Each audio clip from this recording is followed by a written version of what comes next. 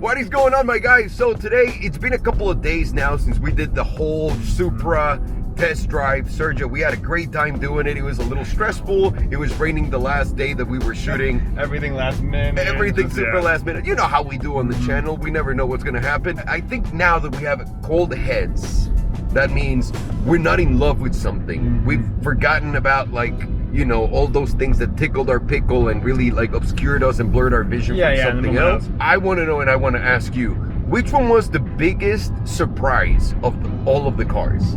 For me, what surprised me a lot, because obviously I already knew the Audi was going to do great.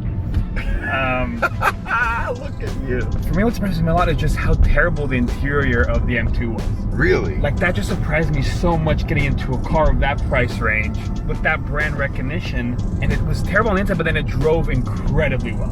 I totally understand now the whole, not saying it's the ultimate driving machine, but I understand that argument. Yeah. With the way it feels, the way it corners, just like the weight distribution of the car and the power. So I think overall I was surprised at the M2. I was really surprised at how terrible the Mercedes was. The Mercedes was absolutely awful as a driver's car. Okay. What do you think? So I'm gonna give you this one. Yeah. The surprise to me was how well the BMW drove. Yeah. I could not, until today, my brain cannot wrap around the idea of that car being so good. Like, it made me forget about the shitty ass interior that it had. Like, that to me was not a surprise. And everything. That was not a surprise at all. But to me, the biggest negative out of this is the Mercedes. Yeah. That was complete garbage. And you know I love Mercedes. I'm a Mercedes fanboy. You guys know this. As much as you wanted to root for it, you just couldn't. Man, that was driving-wise, because when it was parked, it was great. It was all great. Everything was going great. But driving-wise, great interior, great looks. Man, it was really tough. It was like someone watching, you know, you was like watching your own wife getting drilled by another guy while you can't do anything right in front of you. It was that bad. So I hated it. And now the final question, which is, we're not gonna make this video super long. Was the Supra overhyped or not? Ultimately, my overall view of the car, I like it. Okay. I think it feels like a muscle car. It sounds great. But for me, I just didn't fit in it. Like, I could not own that car simply from, and I'm a bigger guy. Yeah. But still, like, I was so uncomfortable. My back was killing me just driving it 20 minutes. Yeah. The cabin was super small. Like, it was very claustrophobic. You didn't have a lot of visibility. Yep. And it drove great. Like, it drove good, but it wasn't anything great. It didn't come close to the BMW or the Porsche whatsoever. No. The interior quality just, we talked about how you can't just compare it as a Toyota. Yeah. You have to compare it for its price range. Yeah. And it just didn't compare. For the money, I don't think it's worth it. It looks great, but the fake arrow all over the car just really killed the overall design of the car for me. So yeah, I do think it is very overhyped. Okay, that's interesting, because I actually think it was pretty good. I thought, like, look, people getting in these cars are not people that have driven the car a billion times. Yes. They're not people that have all the experience that, listen, it's not like I have it just because, you know, oh, I'm so much better than ever. I've just had a chance to drive every single fucking car on earth.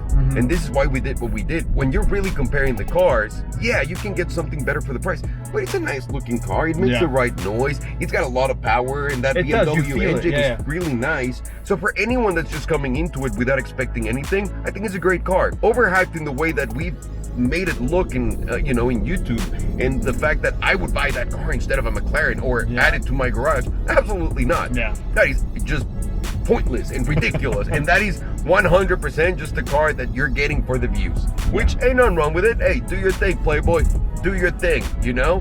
But it's not the car that is gonna wow you. It's not the best value car. I think the Audi was incredible. I'm interested to see how the value of the Supra holds up. Being a BMW base, being a BMW engine, like, how is it going to hold up compared to I mean, and once they get cheap, you know, and what I want to know is if they're going to last, because it's a BMW. BMW has a lot of mechanical problems, but I want to see how it drops in value, because later on, that's a great deal. If you buy that car for cheap, in 2 years, I'll pay 25 grand. That's a sick deal, honestly, in a car like that. So he got a lot of respect from me, because I thought he was going to be way worse than when he was, but it's not. It was better than when I thought it would be. Yeah, but it wasn't exciting. Never lived up to the hype. No. So that's our thoughts on the Supra. What would you pick, though? If you had to pick out of the 5, one car, what would you pick? The Porsche. The Porsche? Man, you just get so much car out of that fucking car. Like so much. When we were driving in the city, it was really boring and really easy to drive, and anyone can do it, and we could fit perfectly fine. And he's got a trunk on the front and on the back. Yeah. It was good. And then you drive it on the canyons and you really fucking go mental. How good was it? It's crazy. What about you? I would go with the Audi. Oh my God. It's comfortable. It's everything for me. I think it looks badass. It's perfect. Okay. For me, but that's an obvious choice. Not only because I'm an Audi fan, but for me, it fits my points of what I look for like a daily car. Yeah, of course. But you know, it's a little sportier. Like I don't know, because we were testing like everything against the Supra, which is a sporty car. So to me, I have to pick a sporty car. If not, the Audi would be the one. I want to get you behind the wheel of an RS. I will. Like now, that's next, dude. I am blown away by Audi, by the way. Wow. Like, I feel like now I'm not getting the deals I should be getting from buying Audis because I was so scared of the brand. But it's very Lamborghini. And now you have like the RS6 coming, the RS8, like all these super badass powerful Shut up, cars. Sergio. Shut up. Like that's what I'm stoked for. Now we got to see also how these cars compare to the Model 3 performance. Absolutely.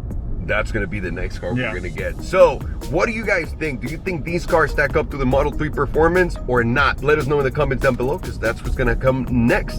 And thank you very much for watching, and we'll see you guys soon, right, sir? Yeah, see you guys soon. Well done, dude.